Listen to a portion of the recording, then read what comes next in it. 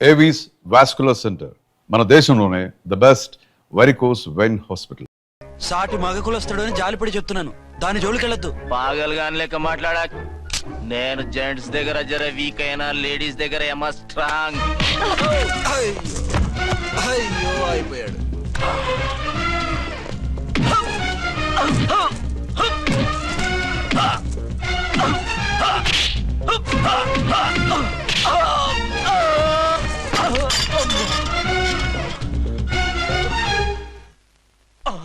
ఇంకో పన్ను. ఒక ఫోన్ చేసుకుంటాను. అరే దెబ్బైపోతావు, దాని జోలికి వెళ్ళొద్దురా. నీ ఎలక్కి చెప్పినట్టు చెప్పాను, విన్నావా? చూడు, పన్ను మీద పన్ను ఊడిపోయింది. ఫోన్లే పాప, వదిలేవే. సస్తే వదలను. ఇదిగో తీసుకెళ్లి సెల్లో వేయండి. వద్దు, దయచేసి శనివారం వరకు నన్ను అరెస్ట్ చేయొద్దు. కావాలంటే సండే వచ్చి నేనే సరెండర్ అయిపోతా. ఏ ముహూర్తం ఏదైనా ఉందా? అవును, శనివారం మా మామ కూతురుతో నా పెళ్లి. డోంట్ వరీ, స్టేషన్ లో నీ పెళ్లి నేను చేస్తాను. లేలా మేడం, నా మాటను. బొమ్మ కావాలా? ఏంటమ్మా నవ్వు? అరే బాగుందా బొమ్మ? ఒరే బాయ్, వీడు చూడరా ఎలా నవ్వుతున్నాడు. నవ్వితే అలా బయటికి తీసుకెళ్ళి ఆడించొచ్చుగా. నవ్వితే ఆడించడం, ఏడిస్తే ఆడించాలి కానీ. మరి అదే లేటెస్ట్ డెవలప్మెంట్. అర్థమైంది. బాబు పదరా, మనం బయటికి వెళ్ళి ఆడుకుందాం. ఏంటలా చూస్తున్నారు? రోజు రోజుకి నీ అందం ఇంకా అందంగా కనిపిస్తుంటాను. అబ్బా వదలండి. పెళ్ళాలు చెప్పే పరమ రొటీన్ డైలాగ్ ఇదే. స్టేషన్కి వెళ్ళొద్దా? నీ జీవితమే ఒక పోలీస్ స్టేషన్, అందులో నువ్వు ఒక ఖైదీవి, నీ మొగుడు ఒక inspector. You are under arrest. మీకు అసలు పగలు రాత్రి తేడా తెలియడం లేదు. ఓసి పిచ్చిదానా, నిన్ను కలుసుకున్న తర్వాత నెలలు సంవత్సరాలే మర్చిపోయాను. ఇక పగలు రాత్రి ఏం గుర్తుంటాయి? వద్దండి ప్లీజ్. వద్దనుకే ప్లీజ్. టైం అయిపోతుందండి. పర్వాలేదులే, అక్కడ ఇక్కడ నేనే కదా నీ మొగుడిని.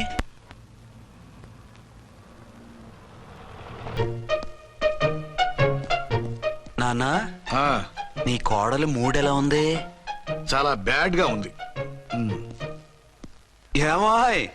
ఏమిటాయ్? దాహం వేస్తుంది, కాసిన మంచినీళ్ళు ఇవ్వు. తీసుకుని తాగు. అర్చే, నీ చేత్తో కాస్త టీ ఇవ్వరా. వెళ్ళి పెట్టుకో. ఎందుకులే, ఒకేసారి భోంచేద్దాం. వంటేం చేసావు? వంటేం చేస్తాం, తింటాం. బ్యాలెన్స్ ఉంటే పని మనిషికి ఇచ్చేసాం. ఆహా, పతివ్రత అంటే నువ్వేనే. నాకు ఈ పూట ఆకలిగా ఉండదని ముందుగానే కనిపెట్టేశావు. వైఫా మజాకా? Shut up. నీది మంచి మనసు కాబట్టి ఆ మాటతో ఊరుకున్నావు. అదే ఇంకో పెళ్ళాం అయితేనా? మీకు ఇంకో పెళ్ళం కూడా ఉందా? చిచి చిచి చి, ఇంకోటి పెళ్ళాం అనబోయి ఇంకో పెళ్ళాం అనిసా. ఏంట్రా కోపమా? కాదు, తాపం. అయితే నేను తీర్చేస్తాగా. నన్ను ముట్టుకోకండి. అయ్యో, ఏ పొద్దున ఎస్పీ గారి ముందు అంత బిల్డప్ ఇవ్వాలా? ఏదో ఒకటి సర్ది చెప్పచ్చుగా. అక్కడికి మీరేదో సిన్సియర్ అయినట్టు, నేను చావటం అయినట్టు. అంటే చట్టానికి ధర్మానికి అదేంటి కింద పడుకున్నావు? చట్టానికి ధర్మానికి విలువ ఇవ్వాలి కదా. మీరు సిఐ గారు, మేము ఎస్ఐలం. మీరు పైన ఉండాలి, నేను కింద ఉండాలి. చి, అది బయట చెప్పే డైలాగు. భార్యా బిడ్డల కన్నా బాధ్యత గొప్పది కాదుగా. ఇది ఇంట్లో చెప్పే డైలాగ్. పడగొట్టి పని గడుపుకునే మగమాటలు మాట్లాడకండి. మీ చేత తిట్లు చీవాట్లు తినే కర్మ నాకేం పట్టలేదు. ఎందుకు ఏడుస్తావు? ఇప్పుడు ఏమైందని? నేనెందుకు ఏడుస్తాను? ఆ తిక్కుమాలిన ఉద్యోగానికి రాజీనామా చేసి పారేస్తే ఏడవలసిన వాళ్ళు ఏడుస్తారు. ఆ పని మాత్రం చేయకేన అర్థంగి. దీనికి మాత్రం లోటు రాకూడదు. పెళ్ళానికి కోపం వచ్చినప్పుడే మొగుడికి మూడొస్తుందో. నాకే రావటం లేదు, వదలండి. నాకు వచ్చింది కదా, ఆటోమేటిక్ గా నీకు వచ్చేసింది.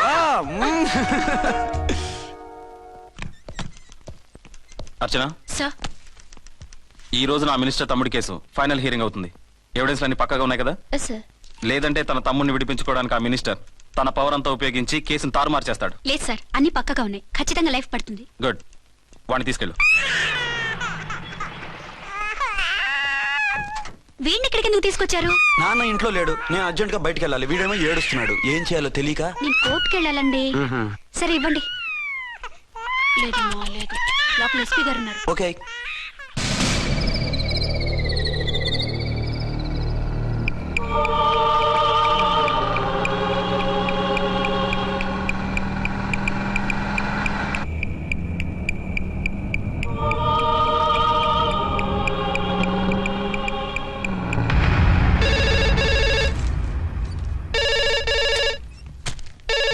Hello, yes.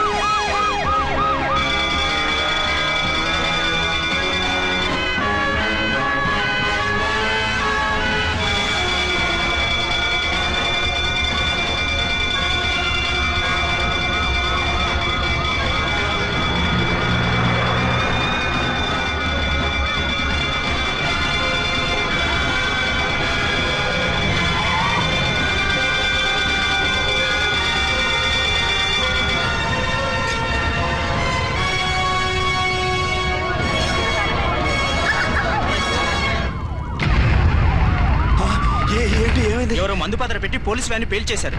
అందులో మనుషులు పాపం అంతా కాలిపోయారు, ఎవరూ బతకలేదు.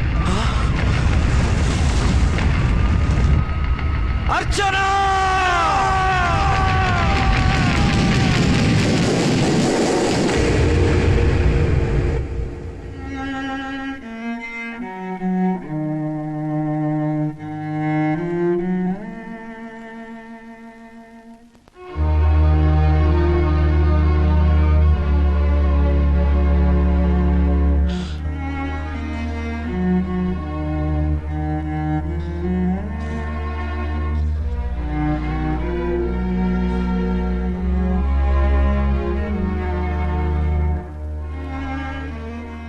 రెండేళ్లు పైనైంది వాళ్ళు నీకు దూరమై.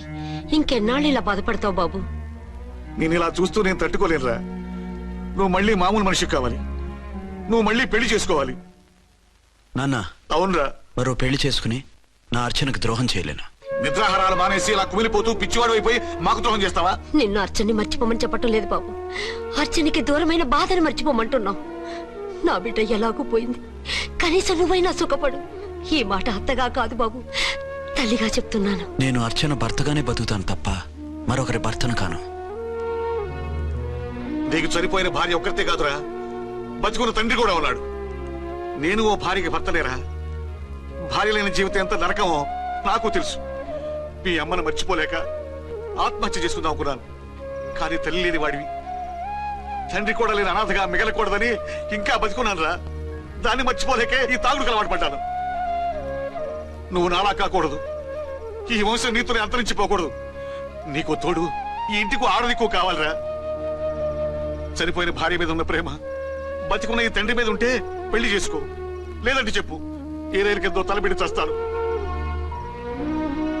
కాదనకు బాబు. మీకోసం కాకపోయినా మా కోసమైనా ఈ పెళ్లి చేసుకోండి సార్. మీరు ఈ పెళ్లి చేసుకుంటే పైన అమ్మగారు కూడా సంతోషిస్తారు. సరే, మీ ఇష్టం. రంగోటి, ఇప్పుడు నాకు చాలా ఆనందంగా ఉందిరా. ఈ శుభ సందర్భంలో ఫుల్ పీకేస్తారా? లేదు, ఈ రోజు నుంచి నేను మందు మానేస్తున్నా. సార్ ఇదిగో, ఈ రోజు నుంచి నీ డ్యూటీ అల్లుడు గారి దగ్గర కాదు, మా దగ్గర.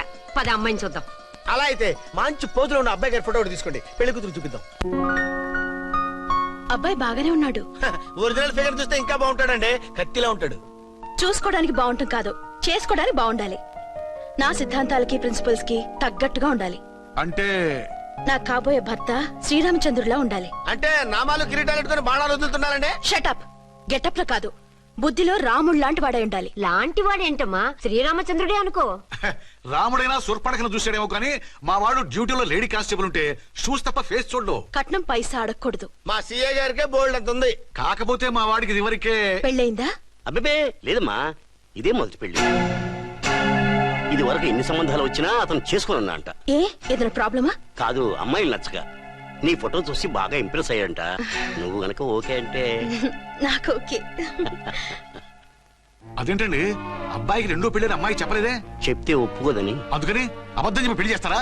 ఉద్యమాలని విప్లవాలని తిరిగి దీన్ని చేసుకోవడానికి ఎవరూ ముందుకు రావడం లేదు. రాక రాక మీ సంబంధం వచ్చింది. రైటే, కానీ రెండో పెళ్లి గురించి చెప్పకుండా పెళ్లి చేస్తే ఆ మూడు ముళ్ళు పడి 3 రాత్రులు గడిస్తే అన్ని సర్దుకుంటాయి. అంటే మోసం చేసి చేయటం. ఇందులో మోసం ఉంది. ఇదేమన్నా మొదటి భార్య బిడ్డల్ని పెంచాలా, ఆ భార్యతో భర్తను పంచుకోవాలా? అది కాదండి, అమ్మాయి బాగా ఫాస్ట్. ఒక పెళ్లిలో చూసాం, తర్వాత ఏదైనా గొడవ చేస్తే. అలా చేస్తే నా కూతురే కదమ్మా నష్టపోయేది. ఆయనంత ధైర్యంగా చెప్తున్నప్పుడు మనకేంటండి? మీరు కాదంటే దానికి ఈ జన్మలో మొగుడు దొరకడు. కాదనకండి. సరే, మీ ఇష్టం. నా ఇష్టం. సరే, అమ్మాయికి అన్ని చెప్పారా? అన్ని అంటే ఒక్క మీ పెళ్లి గురించే కాదు, మన ఫ్యామిలీ బ్యాక్గ్రౌండ్ గురించి కూడా చెప్పేసి. అవునవును, ఏమంది? చాలా బాధపడింది, జాలి పడింది. నిన్నే చేసుకోవాలని ఆశపడింది. నువ్వు కూడా ఊ అన్నావంటే. సరే కానీ అదేంటండి, అమ్మాయి దగ్గర ఎలాగో నిజం దాచాం, అబ్బాయి దగ్గర దాచడం ఎందుకు?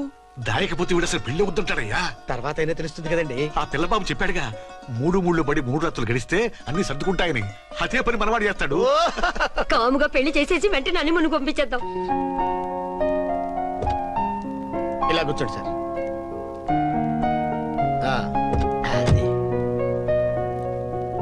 Happy honeymoon. Thank you. పిల్లంత 10,000.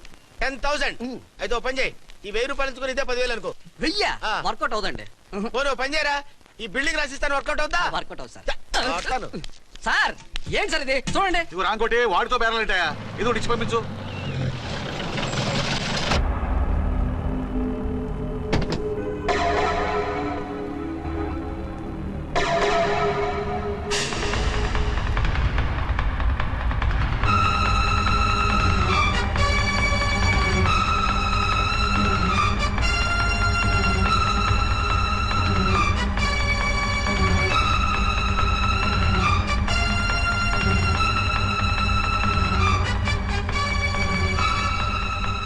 మావయ్య, అమ్మా, రాంకోటి, అర్చనా నువ్వు చనిపోలేదు మావయ్య, బతికే ఉన్నాను.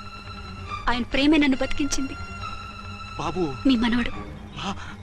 రే నాన్న, ఇలా రానా, రారా. ఎన్నాళ్ళు ఏమ్మా? ఎక్కడున్నావు మా? మర్చిపోయావా? ఏమైపోయావు? ఆ వివరాలన్నీ తర్వాత చెప్తాను. ఆయనేరి లోపల ఉన్నారా? లేరు మేడం, ఏం ఆఫీస్కి వెళ్ళారా? ఊటీకి వెళ్ళారు. డ్యూటీ మీద వెళ్ళారా? ఆ, అవునమ్మా, డ్యూటీ మీద వెళ్ళారు. అక్కడ ఏ హోటల్ ఎదిగారు? తాజ్ రెసిడెన్సీ. నువ్వు లోపలికి పోదమ్మా, మాట్లాడుకుందాం. లేదమ్మా, నేను ముందు ఆయన చూడాలి. నేను ఇప్పుడే ఊటీ వెళ్తాను. ఎందుకమ్మా? 2-3 రోజుల్లో వాడు వచ్చేస్తాడు. 2 ఏళ్లు ఆయన చూడకుండా శవంలా బతికాను. ఇక 2 క్షణాలు కూడా ఆయన చూడకుండా ఉండలేను మాయా. అది కదమ్మా. నా మాట వినమ్మా.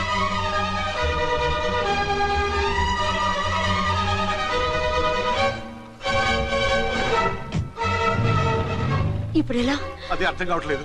అల్లుడు గారికి మళ్ళీ పెళ్లి చేసామని బాధపడాలో, కూతురు బతికొచ్చిందని సంతోషపడాలో తెలియటం లేదు. నాకు అసలు ఏమీ అర్థం కావట్లేదు. ఈ టెన్షన్ నేను తట్టుకోలేను. వేసేస్తా, మళ్ళీ మందేసేస్తా. రామకోటి, అమ్మాయి గారు వచ్చేసారని, పెళ్లి విషయం తెలియనివ్వద్దని వెంటనే అల్లుడు గారికి ఫోన్ చేసి చెప్పు.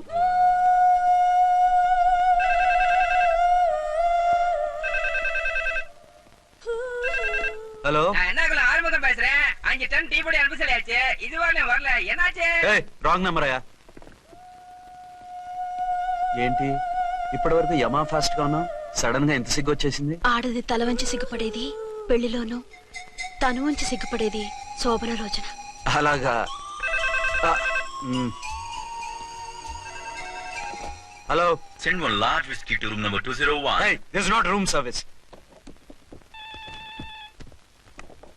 Good evening sir, may I help you? We are busy. Don't give any phone calls till morning, okay? Okay sir, I will give instructions to the operator. Have a nice sleep. Good night sir, thank you. Okay. Hello, ఎవరు sir? Hyderabad నుంచి విక్రాంత్ గారని వచ్చారు. ఆయన connection ఇవ్వండి. Sorry sir, ఆయన morning దాకా ఎవరికి connections ఇవ్వద్దన్నారు. నా ఫోన్ వస్తుందని ఎక్స్పెక్ట్ చేసి ఉన్నాడు ఆయన. త్వరగా ఇవ్వండి. No sir, we're very sorry.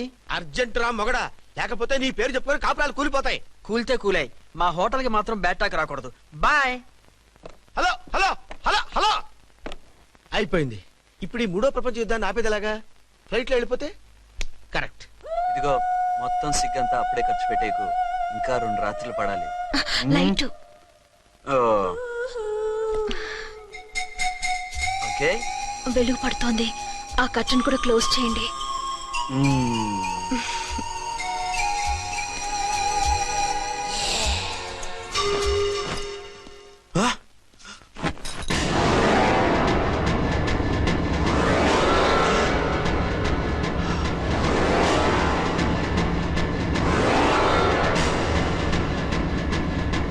ఏంటలా తొంగి చూస్తున్నారు? ఏం లేదు, ఇప్పుడే వస్తాను.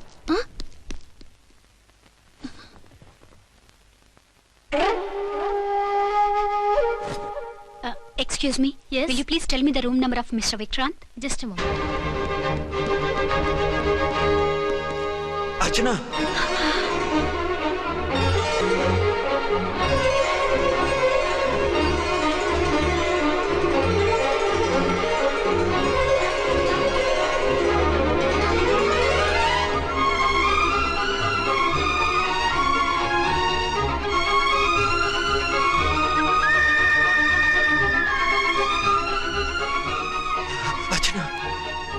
నువ్వు నేనేనండి, మీ అర్చన్ని.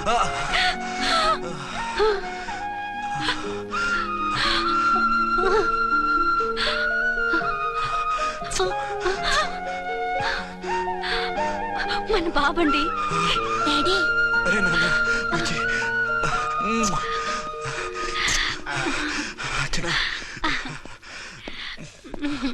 Excuse me excuse me excuse me excuse me ఇక్కడ బహిరంగ ముద్దుల నిషేధం, పక్క వాళ్ళకి ఇబ్బంది కదా, కొంచెం కంట్రోల్లో ఉండండి. Thank you, bye.